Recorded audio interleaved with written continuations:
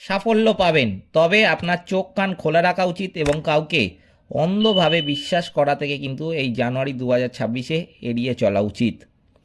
অর্থনীতির ক্ষেত্রে বলবো যে জয় মা কালী, জয় বাবা শনিদেব, জয় বাবা ভোলেনাথ। তো নমস্কার বন্ধুরা, আজকে আমি আপনাদের কাছে তুলে ধরতে চলেছি মাসিক রাশিফল মিথুন রাশির। মিথুন রাশির কেমন যেতে চলেছে কেরিয়ারের দিক থেকে, অর্থনীতির দিক থেকে, স্বাস্থ্যের দিক থেকে, প্রেম বিবাহ বা ব্যক্তিগত সম্পর্কের দিক থেকে, কিংবা পরিবার ও বন্ধু বান্ধবের দিক থেকে।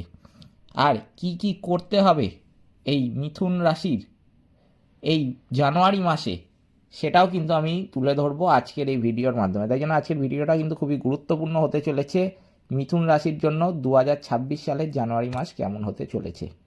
তো প্রথমেই যেটা বলবো যে ভিডিওটিতে অবশ্যই কিন্তু একটি লাইক, একটি শেয়ার এবং চ্যানেলটি সাবস্ক্রাইব করতে ভুলবেন না। এছাড়াও কমেন্ট বক্সে কিন্তু অবশ্যই জানাবেন জয় মা কালী। মা দক্ষিণা কালী আপনাদের সমস্ত বিপদ ও দুঃখের হাত থেকে কিন্তু রক্ষা করবেন। তো চলুন আজকের ভিডিওটা শুরু করা যাক। যেটা দেখা যাচ্ছে যে কেরিয়ারের দিক থেকে জানুয়ারি মাসিক রাশিফল 2026 অনুসারে এই মাসটি আপনার জন্য কেরিয়ারের দিক থেকে কঠোর পরিশ্রমের কিন্তু একটা মাস হতে চলেছে। শনি পুরো মাস ধরে দশম ঘরে অবস্থান করবে এবং দশম ঘরের অধিপতি বৃহস্পতি প্রথম ঘরে বিপরীতমুখী অবস্থায় থাকবে এবং ষষ্ঠ ঘরের অধিপতি মঙ্গল আপনার সপ্তম ঘরে সূর্য, বুধ এবং শুক্রের সাথে জ্বলন্ত অবস্থায় থাকবে, যার কারণে আপনাকে আপনার কাজে কঠোর পরিশ্রম করার জন্য কিন্তু প্রস্তুত থাকতে হবে। তাই আগের থেকে কিন্তু প্রস্তুতি নিয়ে রাখুন, মানসিক প্রস্তুতি, বিশেষ করে যে এই মাসটা কিন্তু আপনার কেরিয়ারের দিক থেকে একটু পরিশ্রমের মাস হতে চলেছে। আপনার ওপর কাজের চাপ ক্রমাগত কিন্তু এই মাসে বৃদ্ধি পাবে, যার প্রতি আপনাকে মনোযোগ দিতে হবে। আপনার ঊর্ধ্বতনরা আপনার কথার প্রতি খুব বেশি মনোযোগ কিন্তু দেবেন না, এটা কিন্তু আগের দিয়েই বলে দিচ্ছি। তাই তাদের বিরুদ্ধে আপনার কিছু অভিযোগ কিন্তু থাকতে পারে, তবে আপনার কাজে অটল কিন্তু থাকবেন। কেবল এটিই কিন্তু আপনাকে একমাত্র সাফল্য এনে দেবে। মাসের শুরুতে সপ্তম ঘরে সূর্য, মঙ্গল, বুধ এবং শুক্রের উপস্থিতি কিন্তু থাকবে এবং বৃহস্পতি এবং শনি তাদের উপর দৃষ্টি নিবদ্ধ করবে, যা ব্যবসায়িক অংশীদারদের সাথে খারাপ সম্পর্ক কিন্তু এই সময় তৈরি করতে পারে।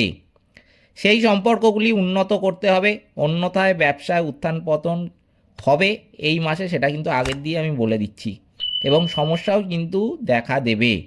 এই মাসে ব্যবসায় বড় সিদ্ধান্ত নেওয়া থেকে এড়িয়ে চলুন। 13 তারিখে শুক্র, 14 তারিখে রবি, 16 তারিখে মঙ্গল এবং 17 তারিখে বুধ অষ্টম ঘরে অবস্থান করবে এবং ব্যবসায়িক সমস্যাগুলি সমাধান হবে। তখন থেকেই কিন্তু আপনি আপনার ব্যবসায় সাফল্য পাবেন, তবে আপনার চোখ কান খোলা রাখা উচিত এবং কাউকে অন্ধভাবে বিশ্বাস করা থেকে কিন্তু এই জানুয়ারি 2026-এ এড়িয়ে চলা উচিত। অর্থনীতির ক্ষেত্রে বলবো যে সামান্য খরচ কিন্তু হবে, কিন্তু আয় ভালোভাবে বৃদ্ধি পাবে। আপনার কঠোর পরিশ্রম এবং আপনার কাজের ধরন আপনাকে অর্থের অভাবের সম্মুখীন হতে দেবে না। এরপর 13 তারিখে শুক্র, 14 তারিখে সূর্য, 16 তারিখে মঙ্গল এবং 17 তারিখে বুধ অষ্টম ঘরে প্রবেশ করবে। নতুন বিনিয়োগ করার সময় আপনাকে কিন্তু সতর্ক থাকতে হবে, বিশেষ করে এই সময়টায়। যদি আপনি নতুন বিনিয়োগ করতে চান তাহলে কিন্তু যেই তারিখগুলো বললাম এই তারিখগুলোয় কিন্তু অবশ্যই সতর্ক থাকবেন, অন্যথায় অর্থ কিন্তু ডুবে যেতে পারে এবং আপনার আর্থিক ক্ষতি কিন্তু একটা হতে পারে। তবে অন্যদিকে আবার আপনি হঠাৎ করে সম্পদ অর্জনের সুযোগ কিন্তু পাবেন। আপনার শ্বশুরবাড়ির কাছ থেকে আর্থিক সাহায্য কিন্তু পাওয়ার একটা সুযোগ এই সময় লক্ষ্য করা যাচ্ছে। এছাড়াও আপনি কিছু লুকোনো সম্পদ বা উত্তরাধিকার পাওয়ার সুযোগ কিন্তু এই সময় পেতে পারেন, যার কারণে আপনার আর্থিক অবস্থার উন্নতি কিন্তু এই সময় হবে। মাসের শেষার্ধে ব্যবসায় সাফল্যের সম্ভাবনা কিন্তু থাকছে, যার কারণে আপনি ব্যবসায়িক কার্যকলাপ থেকে অর্থ উপার্জন কিন্তু করতে পারবেন। দীর্ঘ ভ্রমণ অর্থ উপার্জনের পথ খুলে দিতে পারে এবং আপনি আর্থিক চ্যালেঞ্জ থেকে বেরিয়ে আসার সুযোগ পাবেন। একাদশ ঘরের অধিপতি মঙ্গল মাসের শুরুতে সপ্তম ঘরে এবং তারপর অষ্টম ঘরে স্থানান্তরিত হওয়ার কারণে প্রথমে ব্যবসা থেকে এবং তারপরে গোপন সূত্র থেকে হঠাৎ লাভের, অর্থ লাভের কিন্তু একটা প্রবল সম্ভাবনা লক্ষ্য করা যাচ্ছে। সালের মাসিক রাশিফল অনুসারে স্বাস্থ্যের দিক থেকে কিন্তু এই মাসটা কিছুটা দুর্বল হওয়ার একটা সম্ভাবনা রয়েছে। কারণ যেটা দেখা যাচ্ছে মাসের শুরুতে আপনার রাশির অধিপতি বুধ, সূর্য, মঙ্গল এবং শুক্রের সাথে সপ্তম ঘরে কিন্তু অবস্থান করছে এবং প্রতিগামী বৃহস্পতি তাদের দৃষ্টি করবে এবং দশম ঘরে অবস্থিত শনিও তাদের কিন্তু যেটা দেখা যাচ্ছে দৃষ্টি করবে। সুতরাং আপনার রাশির প্রতি গ্রহের উপর 5টি গ্রহের প্রভাব এবং আপনার রাশির প্রতি গ্রহের জ্বলন্ত অবস্থার কারণে স্বাস্থ্যের ওঠানামা হওয়ার কিন্তু একটা সম্ভাবনা লক্ষ্য করা যাচ্ছে।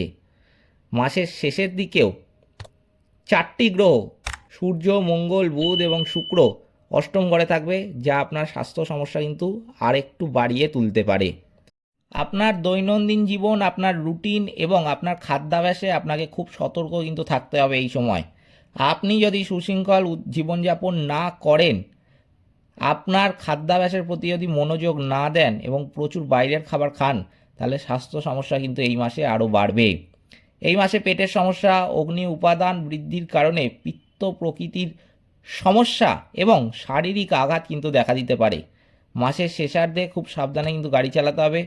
দুর্ঘটনার সম্ভাবনা উড়িয়ে কিন্তু এই সময় দেওয়া একেবারেই যাচ্ছে না, তাই গাড়ি কিন্তু অবশ্যই সাবধানে চালাবেন। প্রেমের সম্পর্কের কথা বলতে গেলে কিন্তু যেটা দেখা যাচ্ছে যে এই মাসটা আপনাকে অনেক কিছু কিন্তু দিতে পারে। পঞ্চম ঘরের অধিপতি শুক্র মাসের শুরুতে সূর্য, মঙ্গল এবং বুধের সাথে সপ্তম ঘরে কিন্তু অবস্থান করবে এবং বৃহস্পতির দৃষ্টি পঞ্চম এবং সপ্তম ঘরে কিন্তু থাকতে দেখা যাচ্ছে এবং পঞ্চম অধিপতি শুক্র প্রেমকে কিন্তু আরও গভীর করবে। আপনি আপনার প্রেমে এগিয়ে যাবেন। আপনি আপনার প্রেমিককে বিবাহের জন্য রাজি করাতে কিন্তু সফল হতে পারেন, যা আপনার প্রেমের বিবাহের সম্ভাবনা তৈরি করবে। তবে অনেক গ্রহের প্রভাব এবং মাসের শেষার্ধে পঞ্চমের অষ্টম ঘরে প্রবেশের কারণে যেটা দেখা যাচ্ছে সময়ে সময় কিন্তু অল্প অল্প হলেও বাধা কিন্তু আসতে দেখা যাবে, কিন্তু খুবই সেটা সামান্য পরিমাণে। মানুষের কুদৃষ্টি থেকে আপনার প্রেমকে রক্ষা করুন, যাতে আপনার সম্পর্ক রক্ষা করা যায়। বিবাহিতদের কথা বলতে গেলে সপ্তম ঘরে 6টি গ্রহের প্রভাব বিবাহিত জীবনের জন্য কিন্তু একদমই অনুকূল বলা যাচ্ছে না।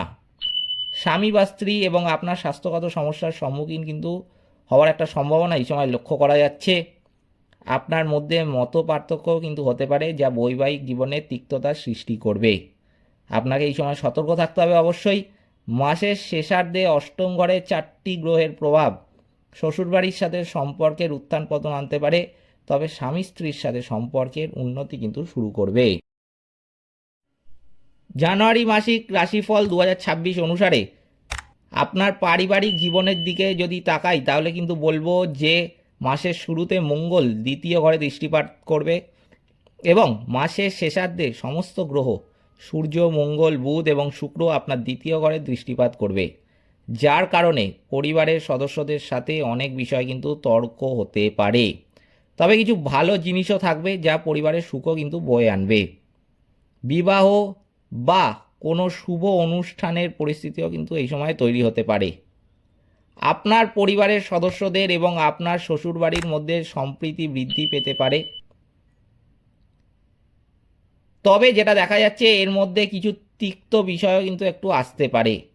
শনি দৃষ্টি পুরো মাস ধরে চতুর্থ ঘরে থাকবে এবং চতুর্থ ঘরের অধিপতি বুধ মাসের শুরুতে সপ্তম ঘরে এবং 17 তারিখ থেকে অষ্টম ঘরে অবস্থান করবে, যার কারণে শেষার্ধে আপনার মায়ের স্বাস্থ্য সমস্যা হতে পারে এবং পরিবারে কিছু ঝামেলাও কিন্তু দেখা দিতে পারে।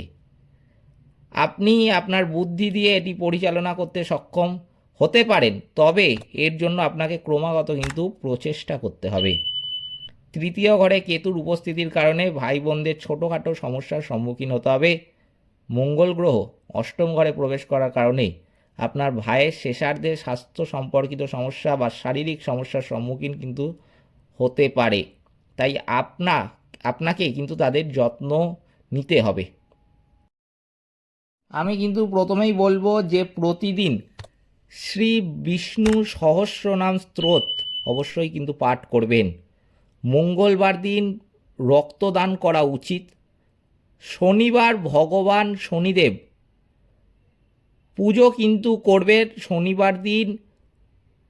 আপনি যদি পুজো করেন, বিশেষ করে শনিবার দিন মন্দিরে গিয়ে যদি পুজো করতে পারেন বা কিছু দান করতে পারেন, অবশ্যই কিন্তু আপনার জন্য শুভ ফল আসবেই আসবে। তাই শনিবার দিন ভগবান শনিদেবের পুজো দেবেন, এতে কিন্তু আপনি অত্যন্ত সুফল পাবেন।